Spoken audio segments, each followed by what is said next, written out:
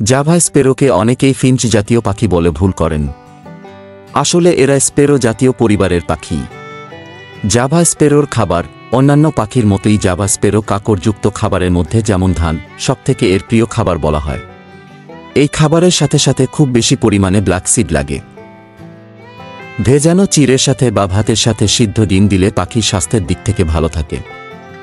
অন্যান্য ফিঞ্চ জাতীয় পাখির মতো সারা বছর এদের খাঁচায় গ্রিট রাখা প্রয়োজন এবং সামুদ্রিক ফেনার টুকরো খাঁচায় রেখে দেওয়া উচিত, কেননা পাখি তার নিজের প্রয়োজন মতো সংগ্রহ করতে পারে। এছাড়া অঙ্কুরিত শস্য দানার সাথে অল্প পরিমাণে সবুজ শাক সবজি ও বরবটি, গাজর ইত্যাদি মিশিয়ে পাখিকে খাবার দিলে ভালো ফল পাওয়া যায়।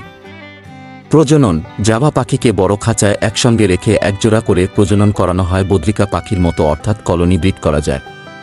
বদ্রিকা পাখির মতো এরা মাটির হাঁড়িতে ডিম পাড়ে, কিন্তু ডিম পাড়ার আগে ফিঞ্চ জাতীয় পাখির মতো এরা বাসা বানায়। ঘাসের টুকরো বা নারকেলের ছোবড়ার টুকরো খাঁচায় দিলে এরা নিজেরাই তা দিয়ে হাঁড়ির মধ্যে সুন্দর বাসা বানায়। বাসা বানাবার পর মাদা পাখি 5 থেকে 6টি ডিম পাড়ে। 14 দিন পর বাচ্চা ফুটে বেরিয়ে আসে। এর 30 দিন পর বাচ্চা হাঁড়ি থেকে বাইরে বেরিয়ে আসে। বাচ্চা হাঁড়ি থেকে বেরোবার 12 থেকে 15 দিনের মধ্যে নিজেরা খেতে শিখে যায়।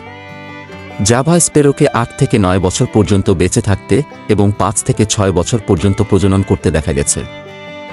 জাভা পাখির দাম আমাদের কাছে এই জাভাগুলো পাবেন মাত্র 500 থেকে 600 টাকা প্রতি পিস, অর্থাৎ প্রতি জোড়া 1000 থেকে 1200 টাকা।